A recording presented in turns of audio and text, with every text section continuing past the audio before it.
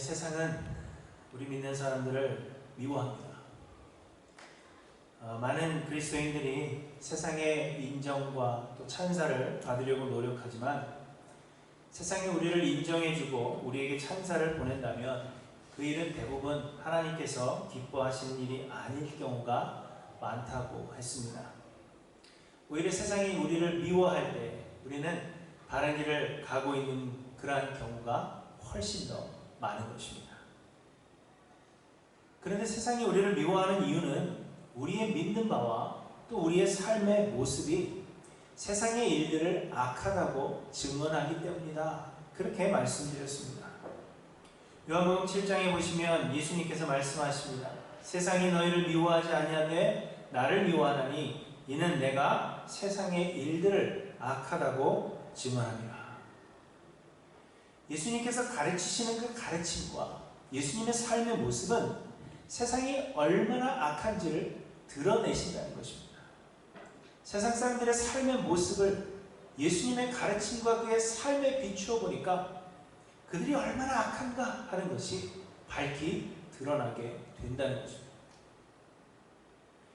그런데 우리는 그리스도께 속하였고 또 그리스도는 우리 안에 거하고 계시기 때문에 우리의 믿는 바와 우리의 삶의 모습 역시 세상의 일들이 악하다는 것을 증거해야 한다는 것입니다.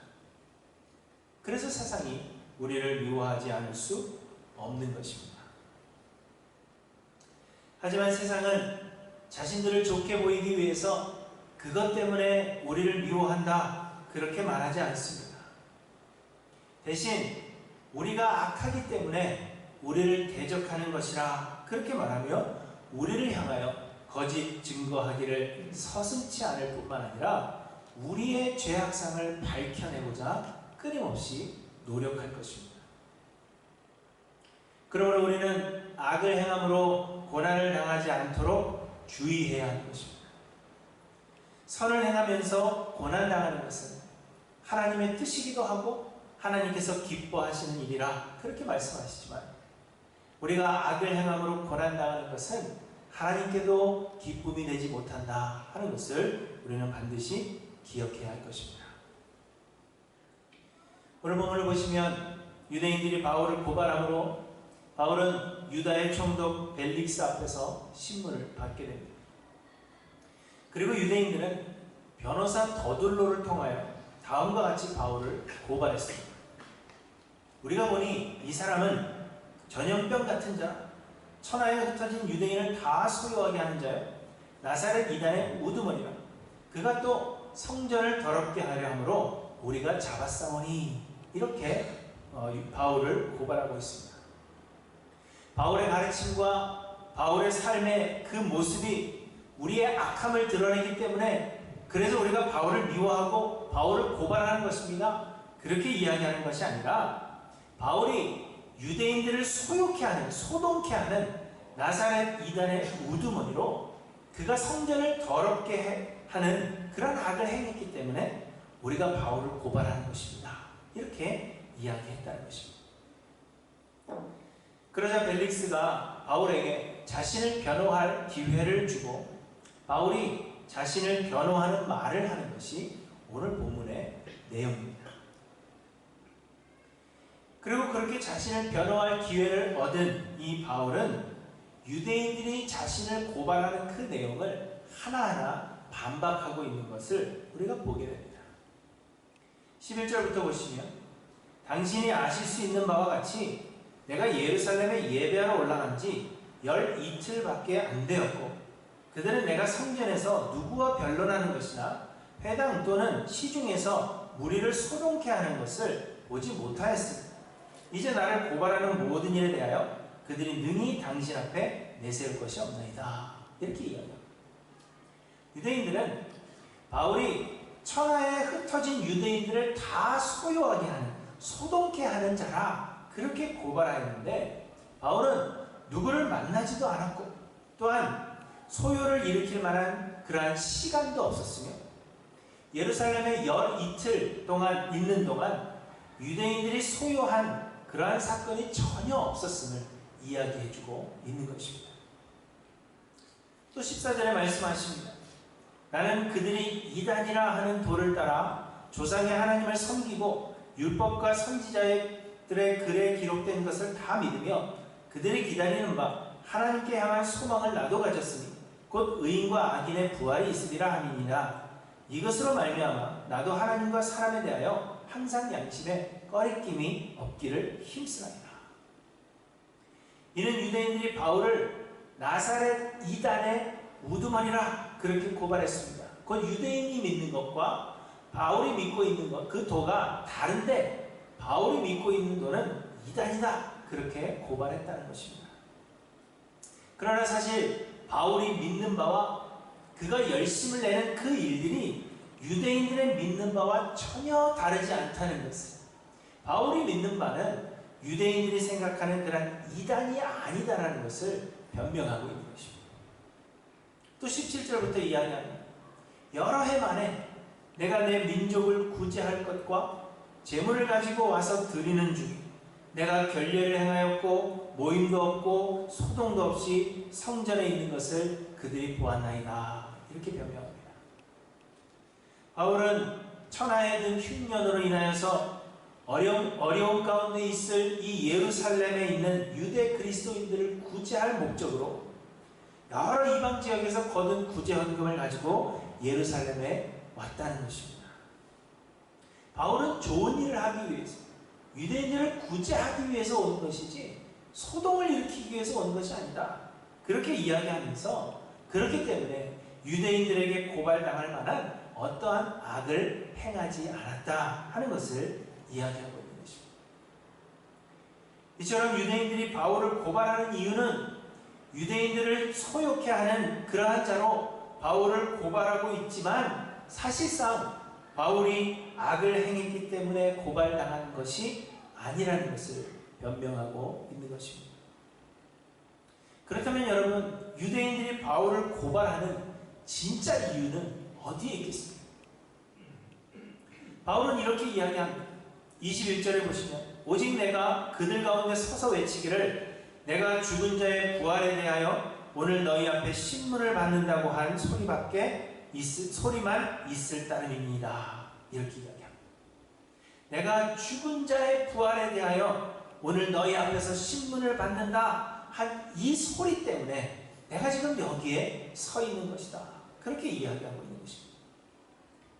바울은 예루살렘에 올라와서 바울이 율법을 지키지 말라고 이방인들을 가르친다고 바울을 고소하는 유대 그리스도인들이 있었기 때문에 그들을 이해시키기 위한 장로들의 조언대로 율법의 결례를 행하였고 또 결례를 마치며 이제 제사하고자 성전에 있었습니다.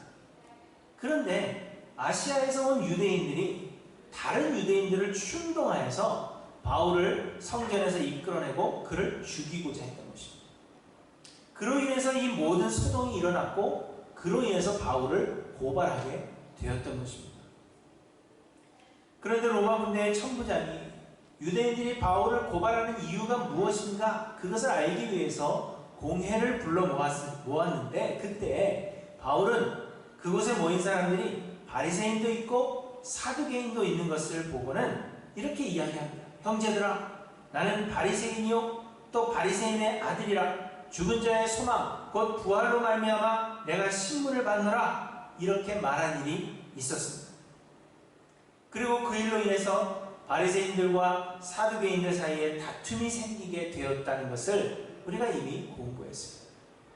그래서 바울은 만약 어떤 소동에 관한 그러한 일이라면 그 일밖에 없다는 거예요. 내가 부활에 대해서 신문을 받는다 그렇게 이야기한 그 사건 하나밖에 없다는 것입니다. 그러나 그 소요를 일으킨 사람은 그러면 바울 자신이 아니라 누가 일으킨 거예요? 오히려 아시아에서 온 유대인들로 인하여서 이러한 소요가 일어나게 된 것이다. 그것을 이야기하고 있는 것입니다. 그러면서 바울은 유대인들이 바울을 지금 고발한 것은 바울이 유대인들을 소욕해 한 그 죄 때문이 아니라 바울은 죽은 자의 부활을 믿는 그 부활의 신앙으로 말미암아 유대인들에게서부터 고난을 당하고 고발을 당하게 되었다 하는 것을 이야기하고 있는 것입니다. 유대인들이 바울을 고발한 그 이유, 바울이 생각하는 그 한 가지 이유는 바울이 죽은 자의 부활을 믿는 그 신앙을 가지고 있다는, 죽은 자가 부활한다는 그 신앙 때문에 바울이 지금 고발을 당하고 있는 것이다, 그렇게 이야기하고 있는 것입니다. 여러분, 세상이 우리를 미워하는 것은 우리의 믿는 바와 우리의 삶의 모습이, 그 삶의 방식이 세상의 일이 악함을 증언하기 때문이라고 했습니다. 그런데 세상의 일이 악함을 증언하는 우리의 믿는 바라는 것은 다름 아닌 죽은 자의 부활을 믿는 부활신앙이다 하는 것입니다. 곧 우리가 믿는 부활신앙은 세상이 얼마나 악한지를 드러낸다는 것입니다. 우리에게 죽은 자의 부활에 대한 그 부활의 신앙이 있다면 세상의 악함을 드러내게 되고, 그로 인하여 세상이 우리를 미워하게 된다는 것입니다. 그러나 세상이 우리를 미워하지 않는 것은 그런 반대로 무엇 때문이에요? 우리에게 부활의 신앙이 없기 때문의 경우가 많다는 것입니다. 하나님께서 세상을 창조하실 때 세상의 모든 것들을 유한한 존재로 창조하셨지만 우리 사람만큼은 영이신 하나님의 형상을 따라서 영적인 존재로 창조하셨습니다. 그 세상의 모든 피조물들이 그 존재함에 있어서 시간이 정해진 유한한 존재라는 것입니다. 그러나 영적인 존재로 창조된 우리 사람만큼은 하나님처럼 무한한 존재라는 것입니다. 영은 결코 죽지 않습니다. 또 영은 결코 소멸되지 않습니다. 그렇기 때문에 영적인 존재로 창조된 우리 사람은 영원히 사는 것입니다. 다만 우리의 육신은 무한하지 않고 유한합니다. 그래서 우리의 육신은 반드시 죽게 될 것이요, 우리의 육신은 흙에서 와서 흙으로 돌아갈 것입니다. 성경은 사람이 한 번 죽는 것이 모든 사람에게 정해진 것임을 우리에게 말씀하고 있습니다. 그럼에도 불구하고 이 죽음이 우리의 인생의 끝이 아닌 것은 우리의 영은 영원히 살 것이기 때문입니다. 하지만 우리는 모두 범죄한 죄인들로서 마귀와 그의 사자들을 위해 예비된 영원한 불에 들어가서 그 불에서 영원히 살 그러한 운명이었습니다. 그러나 하나님께서 창세전에 택하신 자들에게 은혜를 베푸사 우리를 구원하시기 위해서 독생자 예수를 그리스도로 보내주신 것입니다. 예수님은 우리를 용서하시기 위해서 우리의 모든 죄를 대신 짊어지시고는 십자가에서 죽으셨습니다. 그리하여 우리의 모든 죄값을 예수님께서 대신 지불해 주셨습니다. 우리의 모든 죄가 사함을 받았다는 것입니다. 또한 예수님은 죽음을 이기시고 3일 만에 부활하사 모든 잠자는 자들의 첫 열매가 되어주셨습니다. 하나님은 하나님께서 택하신 자들에게 성령을 보내주사 예수가 우리를 죄에서 구원하시기 위해 하나님께서 보내신 유일한 그리스도이심을 믿게 하십니다. 그리하여 예수를 그리스도로 믿는 자들은 생명의 부활로, 예수를 그리스도로 믿지 않는 자들은 심판의 부활로 나오게 되는 것입니다. 그리고 감사하게도 우리 모두는 예수 그리스도를 믿는 자들로서 그리스도와 함께 영원히 살 생명의 부활로 나오게 된다는 것입니다. 여러분, 이것을 믿는 것이 부활의 신앙입니다. 그러면 여러분들에게 이 부활의 신앙이 있습니다. 예수 그리스도로 말미암아 우리는 생명의 부활로 나오게 될 것이라는 그 부활의 신앙을 여러분 소유하고 있는지 한번 생각해 보셔야 한다는 것입니다. 그런데 여러분, 이 부활의 신앙을 가진 자들은 세상을 사랑하지 않습니다. 왜냐하면 이 세상은 영원하지 않기 때문에. 예수님은 천지가 곧 없어질 것임을 분명하게 말씀하십니다. 요한일서 2장 17절에도 이 세상도 그 정욕도 다 지나간다 그렇게 말씀하고 있습니다. 고린도후서 4장 18절에 보시면 보이는 것들은 잠깐 있을 뿐이라 그렇게 우리에게 말씀하셨고, 고린도전서 7장 31절에서는 이 세상의 외형은 지나가는 것이다 그렇게 우리에게 말씀하고 있습니다. 베드로후서 3장에서 베드로 사도는 하늘과 땅이 그 이 세상은 불사름을 당하기 위하여 남겨져 있다 그렇게 말씀하십니다. 이 세상의 운명은 불사름을 당하여 없어지는 것이 운명이라는 것입니다. 그러면서 또 말씀하시기를 주의 날이 도둑같이 오리니 그날에는 하늘이 큰 소리로 떠나가고 물질이 뜨거운 불에 풀어지고 땅과 그 중에 있는 모든 일이 드러나리로다 이렇게 말씀하십니다. 예수님께서 다시 오시는 날이 되면 이 세상의 모든 것들이 다 순식간에 사라지게 될 것입니다. 우리에게 말씀하십니다. 그리고 요한계시록에도 보시면 마지막 날에 이 모든 세상은 사라지게 될 것임을 우리에게 분명하게 말씀하십니다. 그러므로 여러분, 우리가 세상에서 무엇을 소유하며 또한 어떤 일을 이루든지 간에 이는 영원하지 않으며 금세 사라져버릴 것입니다. 그렇기 때문에 부활의 신앙을 가진 사람들은 세상의 것을 얻고자 연연하지 않는다는 것입니다.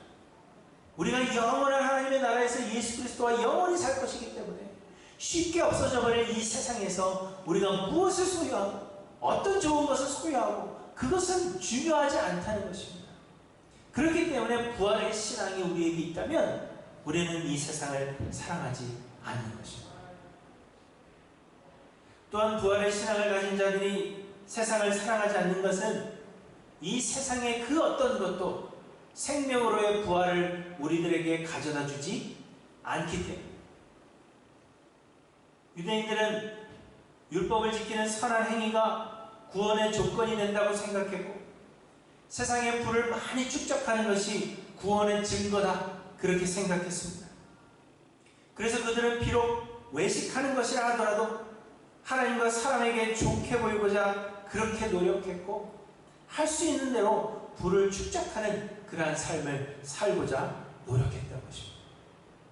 유대인들의 생각에는 이 세상에서 최선을 다하고 최고가 되는 것이 구원을 얻는 길이다 그렇게 생각했기 때문에 그들은 세상에서 최고가 되고 최고로 좋은 것을 얻는 그 일을 위해서 힘썼다는 것입니다. 그러나 구원은 오직 예수 그리스도의 역사를 통한 하나님의 은혜입니다. 곧 우리의 행함이나 우리의 어떠함이 우리를 구원하시고자 하는 하나님의 계획하심에 아무런 영향을 끼치지 못한다는 것입니다. 구원에 있어서 우리에게서는 아무런 공로도 찾을 수 없을 뿐만 아니라 그 무엇도 구원의 조건이 될 수가 없는 것입니다. 우리가 생명의 부활로 나오게 되는 것은 우리에게 그 원인이 있는 것이 아니라 전적인 하나님의 선택이며 하나님의 은혜일 뿐이라는 것입니다. 그러므로 부활의 신앙을 가진 자들은 세상을 사랑하지 않고 그저 은혜를 베푸시는 하나님 앞에 엎드리며 겸손히 하나님의 그 은혜를 간구할 뿐입니다. 우리의 구원의 주가 되신 잠자는 자들의 첫 열매가 되시는 예수 그리스도께 우리의 삶을 내어드리고 주님이 우리를 인도하시는 대로 온전히 순종할 따릅니다. 그저 하나님께서 우리에게 은혜 베푸시기를 간절히 소망하면서 하나님 앞에 우리의 삶을 다 드리는 자들, 세상의 것들을 얻고자 노력하지 아니하고 세상을 사랑하지 아니하는 자들이 부활의 신앙을 가진 자들임을 우리에게 말씀하고 있습니다. 그래서 바울은 예수 그리스도를 만나기 전에 그가 추구하던 모든 것들을 해로 여길 뿐만 아니라 모든 것을 배설물로 여긴다 그렇게 고백하고 있는 것을 보게 됩니다. 바울이 추구하던 그 지식과 율법에 대한 바울의 그 열심과 또 바울이 자랑할 만한 세상의 그 모든 것들이 바울에게 생명으로의 부활을 보장해 주지 못할 뿐만 아니라 그 모든 것들이 세상이 끝이 날 때에는 다 물거품처럼 쉬 사라져버리는 것이 되기 때문입니다. 이처럼 여러분 부활의 신앙을 가진 자들은 세상을 사랑하지 않습니다. 그리고 부활의 신앙을 가진 자들은 세상을 두려워하지 않습니다. 왜냐하면 죽음은 끝이 아니라 예수 그리스도와 영원히 함께할 생명의 부활로의 시작이요 문이 되기 때문입니다. 여러분, 세상이 우리를 괴롭게 하지만 세상이 우리에게 줄 수 있는 최고의 고난이 무엇입니까? 네? 세상이 우리에게 줄 수 있는 최고의 고난이 뭐예요? 죽음입니다. 그래서 우리가 그렇게 이야기하잖아요. 야, 죽기밖에 더 하겠어? 뭐 이렇게 이야기를 하죠. 죽음이 세상이 우리에게 줄 수 있는 최고의 고난입니다. 그러나 죽음은 세상이 주는 고난이 아니더라도 모든 사람에게 임할 운명이라고 성경이 말씀하고 있습니다. 다만 세상이 우리에게 고난을 줌으로 인해서 우리가 죽게 된다면 이는 그 시간을 앞당기는 것에 불과한 것입니다. 그러나 말씀드린 대로 죽음은 끝이 아니라 예수 그리스도와 영원히 함께할 수 있는 생명의 부활의 시작이 되는 것입니다. 우리는 죽으면 그것으로 끝나는 것이 아니라 우리가 육으로 새로운 몸으로 부활하여서 예수 그리스도와 영원히 살게 될 것입니다. 예수를 믿지 않는 자들은 심판의 부활로 나오게 되겠지만 예수를 그리스도로 믿는 자들은 생명의 부활로 나오게 될 것입니다. 그래서 바울은 이야기합니다. 내가 차라리 세상을 떠나서 그리스도와 함께 있는 것이 훨씬 더 좋은 일이라. 그렇게 하고 싶지만 내가 육신으로 있는 것이 너희를 위하여 더 유익하리라. 바울은 죽어서 세상을 떠나는 것이 그리스도와 함께 할 수 있는 것이기 때문에 훨씬 더 좋은 일이라. 나는 그렇게 하고 싶다. 그렇게 고백하고 있는 것입니다. 히브리서 11장 35절에도 보시면 우리의 믿음의 선조들을 이야기하면서 이렇게 이야기합니다. 여자들은 자기의 죽은 자들을 부활로 받아들이기도 하며 또 어떤 이들은 더 좋은 부활을 얻고자 하여 심한 고문을 받되 구차히 풀려나기를 원하지 아니하였으며 이렇게 이야기합니다. 여러분, 이처럼 부활의 신앙을 가진 자들은 세상을 두려워하지 않습니다. 대신 부활의 신앙을 가진 자들은 하나님을 두려워합니다. 왜냐하면 하나님 말이 우리의 영생의 유일한 심판자가 되시기 때문입니다.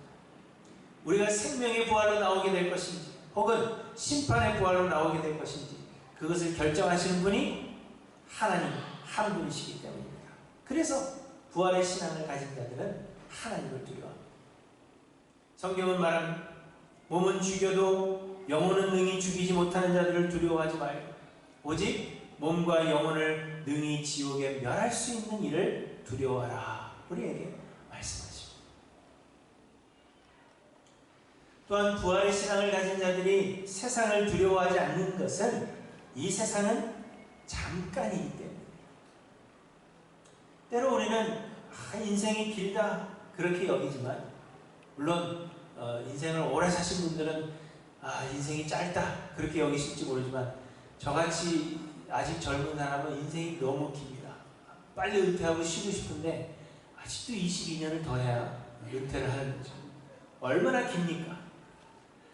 그러나 우리의 영원한 삶에 비교한다면 우리가 육신을 가지고 있는 이 세상에서의 시간은 잠깐에 불과한 것입니다. 모세는 이야기합니다. 우리의 연수가 70이요 강건하면 80이라도 그 연수에 자라는 수고와 슬픔뿐이요 신속히 가니 우리가 날아가나이다. 이렇게 이야기합니다. 또 말하기를 우리의 인생은 밤의 한 순간과 같다. 그렇게 이야기합니다. 다른 성경에서는 밤의 한 경점과 같다. 그렇게 표현했습니다. 경점이라는 것은 이렇게 긴 줄이 있는데 볼펜으로 점 하나 딱 찍은 것과 같다는 것입니다.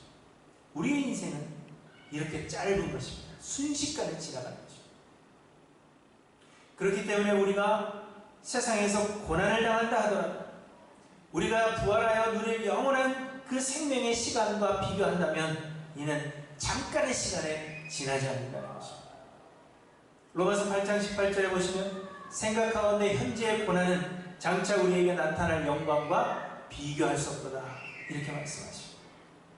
우리가 세상에서 아무리 큰 고난을 당하고 죽음에 넘겨오는 것 같은 그러한 고통의 순간을 경험한다고 할지라도 그 당시에는 그 시간이 너무너무 길어 보일지 모르지만 그러나 우리가 장차 하늘나라에서 누릴 그 영광에 비하면 이는 한 경점에 지나지 않는다는 것입니다. 그래서 바울은 고난당하는 것을 결코 두려워하지 않았고 바울에게 고난을 가져다주는 이 세상을 두려워하지 않았습니다. 그래야 바울은 그리스도를 위하여 당하는 그 고난을 오히려 기뻐할 수 있었던 것을 우리에게 말씀하십니다. 고린도 교회의 성도들에게 바울이 이렇게 고백합니다. 만일 죽은 자들이 도무지 다시 살아나지 못한다면, 만일 부활이 없다면 어찌하여 우리가 언제나 위험을 무릅쓰리요. 형제들아, 내가 그리스도 예수 우리 주 안에서 가진 바 너희에 대한 나의 자랑을 두고 단언하노니 나는 날마다 죽노라. 내가 사람의 방법으로 에베소에서 맹수와 더불어 싸웠다면 내게 무슨 유익이 있으리요. 죽은 자가 다시 살아나지 못한다면 내일 죽을 터이니 먹고 마시자 하리라. 이렇게 이야기합니다. 바울이 극심한 고통을, 그래서 사형에 넘겨진 것과 같은 그러한 고통을 견뎌낼 수 있었던 그 원동력은 그에게 부활의 신앙이 있었기 때문에 지금 내가 당하는 이 고난은 잠깐이고 내가 그리스도와 영원히 살 그 날이 있다는 것을 알았기 때문에 바울은 그 고난을 이겨낼 수 있었다는 것을 우리에게 보여주고 있는 것입니다. 이처럼 바울은 죽은 자의 부활을 믿었기 때문에 세상을 사랑하지 않았으며 세상을 두려워하지도 않았습니다. 그저 구원이 되시며 삶의 주인이 되시는 예수 그리스도께 모든 삶을 내어드림으로 인하여 주께 순종할 뿐이었음을 우리에게 말씀하고 있는 것입니다. 하지만 대제사장들을 비롯한 사두개인들과 바리새인들은 그러하지 못했습니다. 대제사장들과 사두개인들은 죽은 자의 부활을 자체를 믿지 않았고요. 바리새인들은 죽은 자의 부활을 믿었음에도 불구하고 부활의 첫 열매가 되시는 예수의 부활을 믿지 않았습니다. 곧 우리가 부활하는 것이 어떻게 부활하는 것인지 그 사실을 믿지 않았다는 것입니다.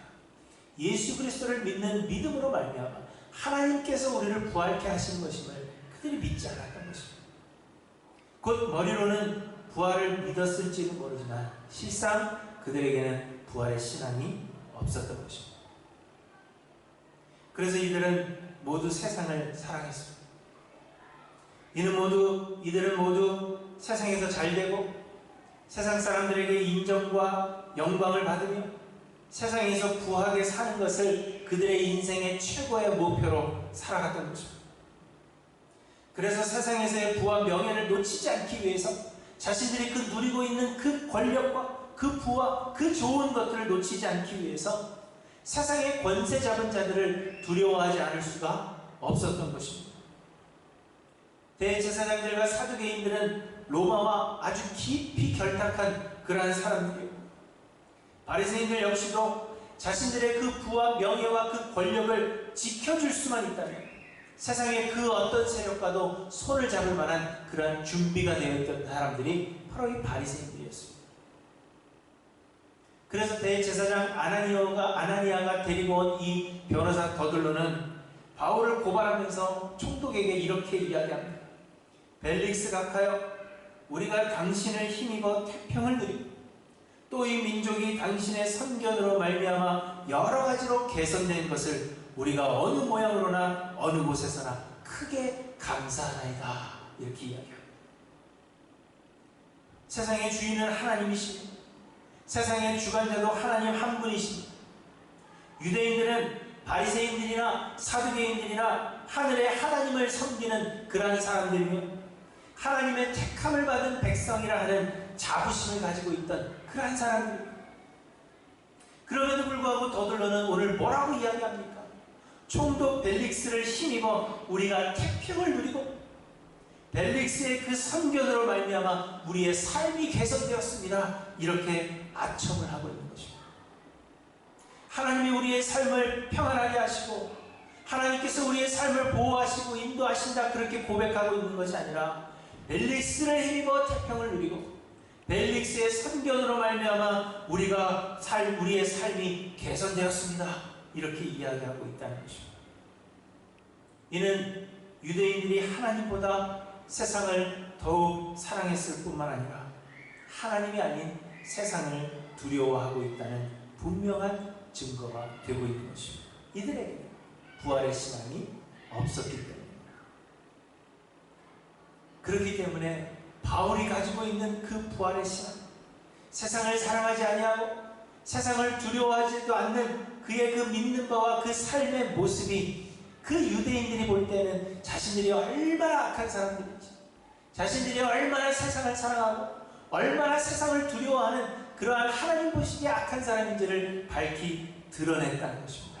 그래서 이들은 바울의 그 부활의 신앙으로 말미암아 바울을 미워하고 바울을 고발하게 되었다는 것을 우리에게 말씀해 주고 있는 것입니다.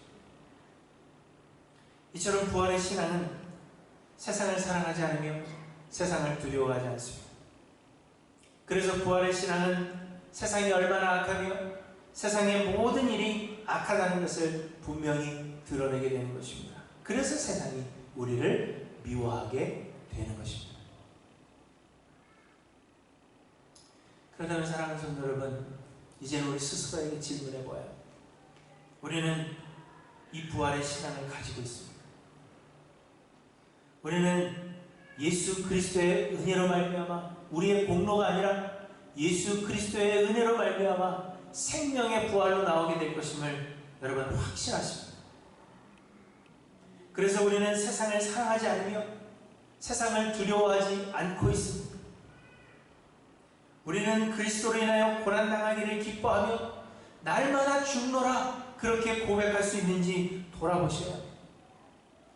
세상이 우리를 미워하는 그 이유는 우리가 부활의 신앙을 가지고 있기 때문에, 그리고 그 신앙대로 살기 때문인지 여러분 심각하게 돌아보며 우리 스스로에게 질문해 보아야 할 것입니다. 여러분에게 부활의 신앙이 과연 있습니까? 여러분은 그 신앙대로 살아가고 있는지 여러분 돌아보시죠. 혹 우리는 세상을 사랑하여서 세상의 것들을 더 많이 얻기 위해 하나님의 도우심을 구하는 그러한 신앙생활을 하고 있는 것은 아닐까요? 우리는 세상을 두려워하여서 고난 없는 삶을 살게 해달라고 하나님 앞에 그렇게 간절한 마음으로 무릎 꿇고 있는 것은 아닌지 우리는 우리를 돌아보아야 할 것입니다. 세상이 우리를 미워하는 것이 우리의 삶의 모습이, 우리의 그 부활의 신앙이 세상의 악함을 드러내기 때문이 아니라 오히려 우리가 세상보다 세상을 더욱 사랑하기 때문이며 우리가 세상 사람들보다 세상을 더욱 두려워하며 살아가고 있기 때문은 아닌지 여러분 우리의 모습을 한번 돌아봐야 할 것입니다. 사랑하는 성도 여러분, 여러분에게 부활의 신앙이 있습니까?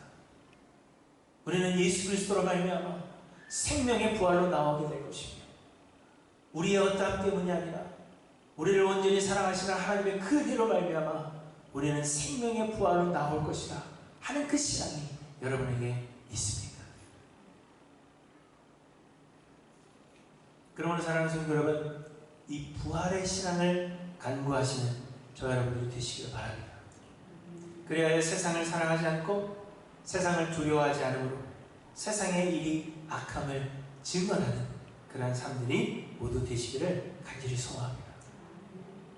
그리고 세상이 우리를 미워하며 고발할 때 내가 죽은 자의 부활을 믿는 그 믿음으로 말미암아 고난을 받노라, 그렇게 고백하실 수 있는 하이랜드교회 모든 성도님들 되시기를 주님의 이름으로 간절히 축원합니다. 기도하시고